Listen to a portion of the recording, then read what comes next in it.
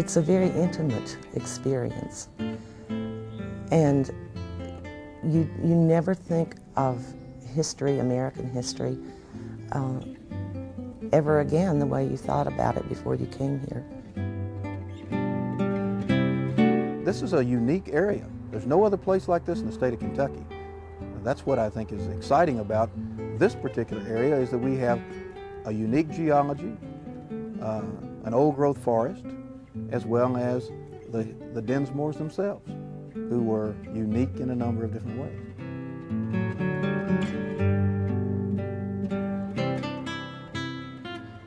When you come here, what people like to do is to have a while to sit on the porch or sit on the hill or just stand anywhere and just be aware of the place. In the green hills of Boone County, Kentucky, just down the Ohio River from Cincinnati, is a place unlike any other. It is a place where time stands still, where the song of the whippoorwill takes you back to a simpler day, a place where history comes alive. 5 generations of the same family called it home. Now we can all share in the rich heritage of the Dinsmore Homestead, linked to our past.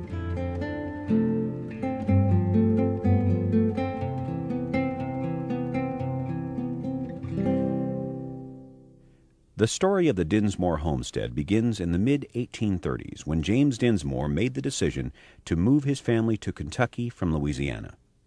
A New Hampshire native and graduate of Dartmouth College, Dinsmore moved to the Deep South to pursue a career in law. However, a friend convinced James to join him in a partnership, growing cotton and sugar on a plantation. He later married Martha McComb, the daughter of a well-known New York merchant.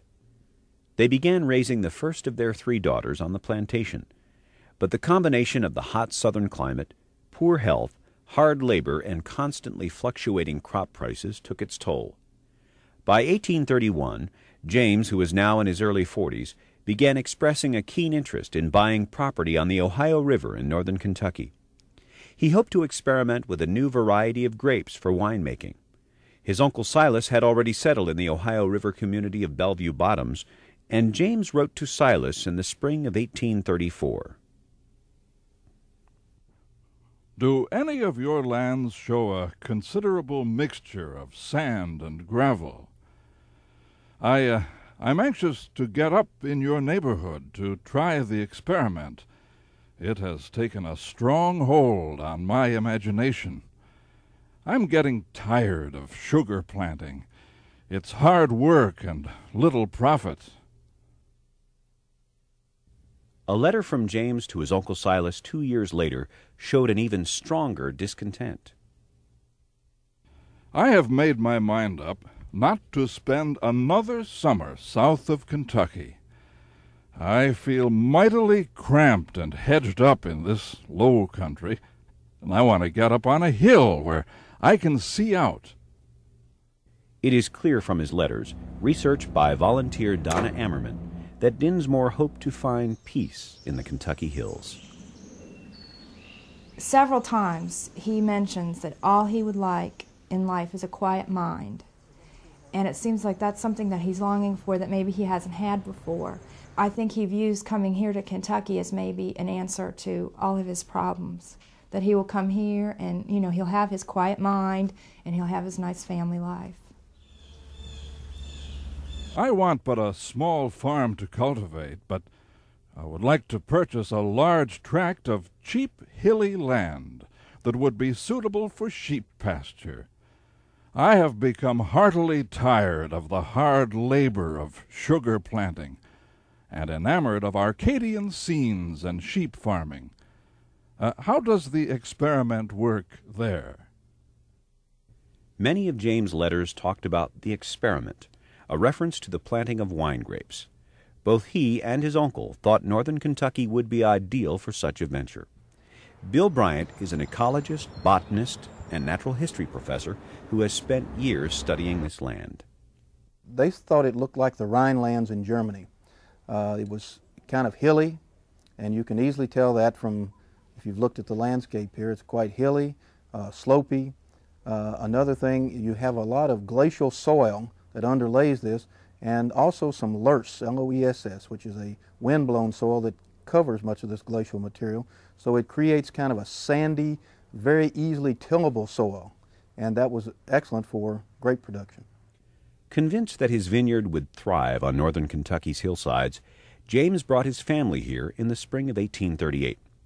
That summer was spent inspecting the land and planning for the future. With his wife and daughters boarding in Lexington, James returned to the Louisiana plantation for the fall harvest. A letter written to his Uncle Silas that October confirms the land purchase. I must depend upon Cousin Thomas to take charge of it on such terms as he may deem advantageous, or to find some persons to occupy it. I shall engage someone in the spring to girdle the trees that are not valuable on this Scott tract, with a view of converting it into a pasture. I wish to make a fair experiment with the vine and in the raising of sheep. Will you contract for me for 1,000 Catawba cuttings? It would be close to 3 years before James Dinsmore and his family completed their move to Boone County. There are letters describing long riverboat trips between the plantation in Louisiana and the Kentucky homestead. In fact, one time he rode on a steamboat, and the steamboat that he was on had a collision with another steamboat. And he expresses a lot of fear in that letter. He had feared for his life, and he had said he was writing to his wife Martha, and he said that he thought he might be at the bottom of the river and never see them again. But apparently he survived. While James attended to the business on the plantation, his wife and children remained in Kentucky, usually boarding in Lexington. Several tenant farmers were to begin clearing the land on the homestead, building fences, and planting crops. Family members kept an eye on progress, and James kept in touch by mail. He had already bought the property, and he was making negotiations with his brother in New York to come here and to build the house that we see today. So he was doing a lot of the planning, really, from Louisiana. James drew up a plan for the present-day Dinsmore house, but his brother John, who was then living in Ripley, Ohio, was placed in charge of construction. Letters show that John also helped to influence the style of the house. He felt that he wanted James to have the best house possible, maybe built in the New York style. He felt that people here in Kentucky had mostly log houses, and he wanted this to be a frame house built in a certain style. So he was influencing James that way. The brother was very, well, not only was he into the construction of the house, but he was very agricultural minded. And he would constantly give James advice on the latest farming methods, the way they were doing things in New York. And in fact, one time he describes James as a scientific farmer. Studies of the Dinsmore woods tell us much about those early days and land management through the years. The forest is primarily a slope forest. In other words, it's just on the slopes. All the land on the lower slopes and the flatter areas here at the property were cleared probably during early settlement. This is what was farmed and what was cultivated, probably grazed. And then the very ridge tops, they were also cleared off, and we had an orchard growing there probably back in the 1850s.